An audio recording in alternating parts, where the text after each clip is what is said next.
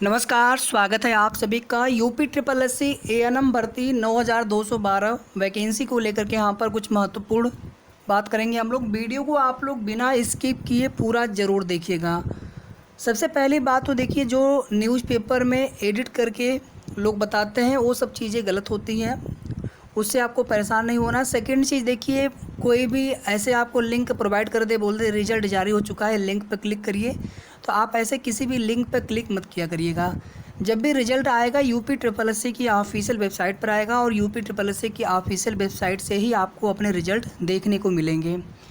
तीसरी बात देखिए, यहाँ पर आप लोग सैलरी को लेकर के वेतन कितना मिलता है या आप कई बार पूछ रहे थे, तो फाइनली हमने यहाँ पर आपके सैलरी वेतन को लेकर के यहाँ पर महत्वपूर्ण जानकारी के साथ कि लगभग कितना आपका वेतन बनने वाला है, अस्थाई और अस्थाई जो लिखा है उसको भी लेकर के बताएंगे आपको। साथ ही साथ DB रिजेक्ट और DB एक्सेप्ट को लेकर के बात करेंगे। रिजल्ट को लेकर के देखिए, कोई भी कन्फर्म डेट आयोग की तरफ से नहीं बताई गई है और जो हमने आपको एक्सपेक्टेड डेट कल बताया है वही डेट हम फिर से रिपीट करेंगे। 19 से लेकर के 26 तक आप सभी वेट करिए, 26 जुलाई तक, 19 से लेकर के 26 जुलाई तक।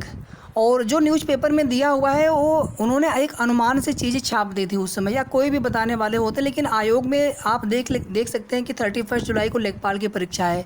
जुलाई के लास्ट वीक में आपका रिजल्ट आने के चांस 0% है, कोई चांस ही नहीं, और ये आप लोग खुद समझ सकते हैं। अगर आपका रिजल्ट आना होगा, आज जो है UDA LDA सप्लाई इंस्पेक्टर की परीक्षा एग्ज़ाम है, ये एग्ज़ाम कंडक्ट होने के बाद अब इसके बाद आयोग को सीधे लेखपाल की परीक्षा करवानी है 31 जुलाई को, और इसके बीच में जो भी समय है आयोग के पास, उसमें आयोग ANM के रिजल्ट पर ही कार्य करेंगे। इसीलिए बहुत ज़्यादा चांस है कि आपका जो रिजल्ट है 19 से 25 या 26 जुलाई तक जारी किए जा सकते हैं।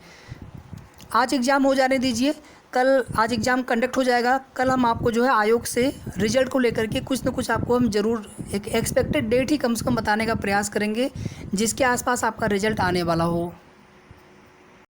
वीडियो को आप लोग प्लीज़ सभी लोग लाइक कर दीजिएगा, आप लोग लाइक बहुत कम करते हैं, प्लीज़ सभी लाइक कर दीजिएगा।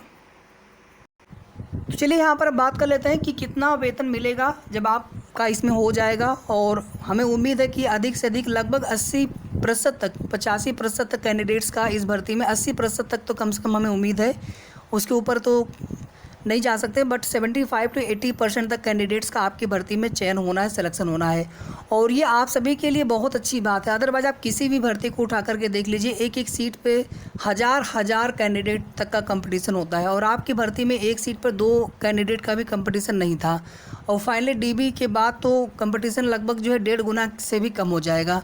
तो आप सभी के लिए इतना तो बहुत अच्छा है कि यहाँ पर लगभग सभी का हो जाना है, कुछ कैंडिडेट्स को छोड़ करके। इसीलिए आपकी भर्ती में मेरिट बहुत हाई नहीं जाएगी। जो लोग बता रहे हैं तो उनको बताने दीजिए, क्योंकि वो अपना कहीं से कंपेयर करके या फिर ऐसे ही बता रहे हैं अनुमान से। और हमारे पास तो आपके लगभग 10,000 से भी ज़्यादा कमेंट आपके ऐसे हैं जो जिसमें आपने आपके नंबर शेयर किए हैं कैटेगरी के साथ में, और आज से नहीं, पिछले लगभग 2 महीने से आप लोग अपने ये नंबर शेयर करते हैं, तो सब मिला करके हमारे पास पूरा डाटा है आप सभी का। यहाँ पर देखिए, स्वास्थ्य कार्यकर्ता महिला वेतन बैंड वेतनमान ग्रेड पे 21,700 से लेकर के 69,100, मतलब स्टार्टिंग और लास्ट तक कितने वेतन जा सकते हैं। जैसे होते हैं ना कि कर्मचारी पुराने होते जाते हैं तो उनका वेतन बढ़ता जाता है, तो लास्ट तक जो है, एक तो होता है जो महंगाई भत्ता, वो सब चीज़ें अलग होती हैं, जो अलग से जोड़ के मिलता है, कुछ पैसे कटते हैं, वो सब चीज़ें अलग होती हैं, वो सब चीज़ें परिवर्तन होती है समय समय पर। लेकिन जो बेसिक जो आपका पे बैंड होता है या जो मैट्रिक्स लेवल होता है वो थोड़ी बदलाव होता है, वो तो एक बार एक रेंज होती है, उसी के बीच में वो बढ़ते बढ़ते वहाँ तक पहुँच जाती है, रिटायर तक होते होते वहाँ तक वो उतना वेतन पहुँच जाता है। तो स्टार्टिंग में यहाँ पर आप देख लीजिए 21,700 रुपये लिखा हुआ है, और सब जोड़ने के बाद आपको यहाँ पर एक अनुमान लग जाना चाहिए कि लगभग आपका वेतन कितना बन जाएगा। लगभग जो है 30,000 से लेकर के, देखिए मैं बिल्कुल एग्जैक्टली आपको नहीं बता पा रहा हूँ क्योंकि ये भर्ती भी आप देखेंगे फर्स्ट टाइम हो रही है। 30,000 से लेकर के 32,000 रुपये तक आपका टोटल वेतन बनने वाला है। यहाँ पर जो लिखा है अस्थाई और अस्थाई पद, इससे आपको परेशान नहीं होना है। जो अस्थाई वाले पद होते हैं, जैसे अभी जो बाल पुष्टाहार विभाग वाला मुख्य सेविका वाला भर्ती है, उसके लिए भी आवेदन भी स्टार्ट हुए नहीं है, लेकिन नोटिफिकेशन जारी हो चुका है, उसका आवेदन भी उसके अगस्त से स्टार्ट होंगे, शायद अगस्त से ही है शायद उसमें। तो आप उसमें देखेंगे कि अस्थाई लिखा है टोटल पदों को, बट वो पद जो है बाद में अस्थाई हो जाते हैं, कुछ प्रोबेशन पीरियड उसमें बना दिया जाता है, उस वजह से उसको अस्थाई दिखाया जाता है, बट वो जो पद होते हैं अस्थाई ही हो जाते हैं। ठीक है, और आपका वेतन लगभग इसी के आसपास रहेगा। बाकी कट पिट करके जितना भी आपको इन हैंड आपके अकाउंट में हर महीने मिले, लेकिन आपका टोटल जो वेतन बनेगा लगभग इसी के आसपास। चलिए अब इसके बाद आगे बात कर लेते हैं किनका डीबी एक्सेप्ट और किनका डीबी जो है रिजेक्ट हो सकता है। वीडियो को आप सभी पूरा देखा करिए और वीडियो को प्लीज़ सभी लाइक कर दीजिएगा। हमारे पास कुछ ऐसे कमेंट आए थे जिनमें उन्होंने ये कहा कि हमने पीईटी नहीं दिया था। तो यहाँ पर तो पहली बात तो हमें एक बात समझ में ये नहीं आ पा रही कि बिना पीईटी के आपने मेंस के लिए आवेदन कैसे किया होगा।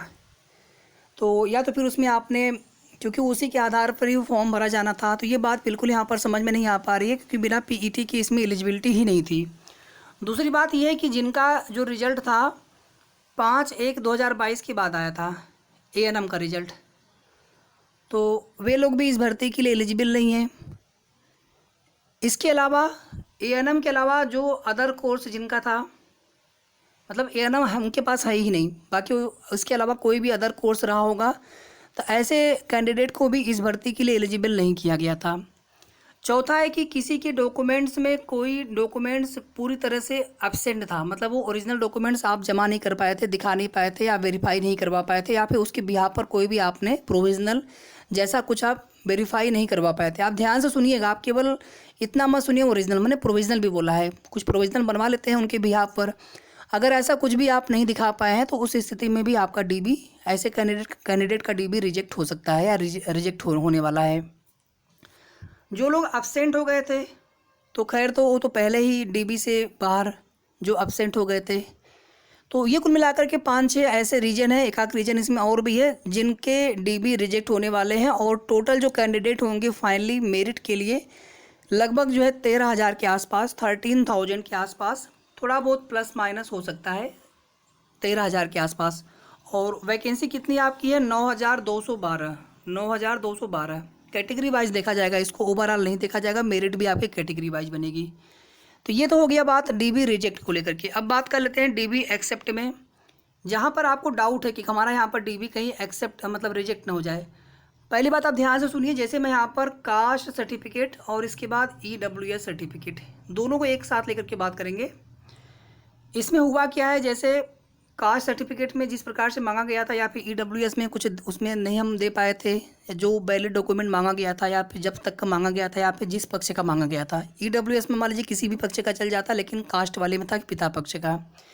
तो इसमें देखिए होता क्या है, जैसे आपने फॉर्म में लगा दिया कि हम OBC कैटेगरी के हैं सपोज दैट, या फिर SC कैटेगरी के, या फिर ST हैं, या फिर EWS, कुछ आपने फॉर्म में भर दिया और आपने उसका डॉक्यूमेंट, जैसे एक तो होता है कि आपका पहले ही सिलेक्शन हो गया है, UR की सीटों पर पहले ही मेरिट बन गई है।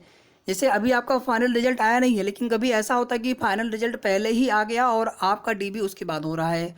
उसमें मान लीजिए आपका सिलेक्शन UR में हो गया, लेकिन आपने फॉर्म भरा था OBC से, तो अगर आपका सिलेक्शन UR में हो गया है तो आपको वहाँ पर अपना जाति प्रमाण पत्र दिखाने की आवश्यकता नहीं पड़ती। या फिर आप EWS में है, आपका सिलेक्शन हो गया UR की सीटों पर, तो आपको अपना EWS का प्रमाण पत्र दिखाने की आवश्यकता नहीं पड़ती।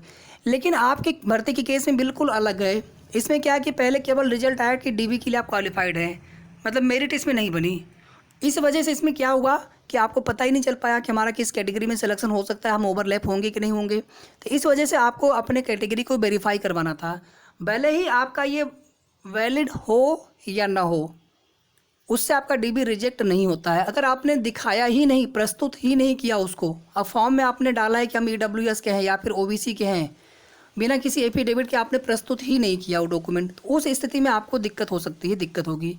बट अगर आपने दिया है, अगर आपका वो मान्य नहीं होता है, अगर आप UR की क्राइटेरिया फुलफिल करते हैं और UR की मेरिट में अगर आप आते हैं तो आपको UR की सीटें मिलती हैं, ये प्रावधान होता है, इसमें किसी का DB रिजेक्ट नहीं होता है।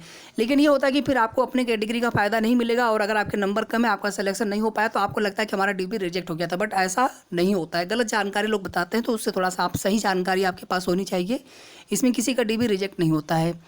और बाकी जो डॉक्यूमेंट्स में छोटी मोटी गलतियाँ हैं, उसकी वजह से अगर DB रिजेक्ट करने लग जाए तो फिर किसी का सिलेक्शन ही नहीं हो पाएगा, उसकी वजह से किसी का DB रिजेक्ट नहीं होता। जैसे कुछ सिग्नेचर छूट गया, कुछ और छूट गया, थोड़ी बहुत चीज़ें कुछ गड़बड़ हो गई, अब पूरा ही गड़बड़ कर दिया आपने तो बात अलग है, थोड़ा बहुत अगर कुछ मिस्टेक कुछ त्रुटि है तो उससे आपको दिक्कत नहीं होती है। बस डॉक्यूमेंट्स आपने सब दिया हो, फोटोकॉपी दिया हो, किसी का ओरिजिनल दिया हो, चलिए वो सब चल जाता है, उससे दिक्कत नहीं होती है।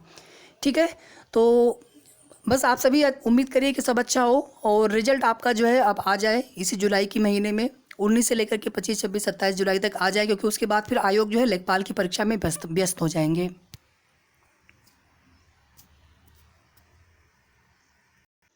तो ये कुल मिलाकर के महत्वपूर्ण आप सभी के लिए अपडेट थी यूपी एएनएम भर्ती को लेकर के। आगे की जो भी ऑथेंटिक जानकारी होगी इसी प्रकार से आप सभी को हमारे चैनल के माध्यम से, आपके अपने चैनल के माध्यम से जानकारी मिलती रहेगी। धन्यवाद।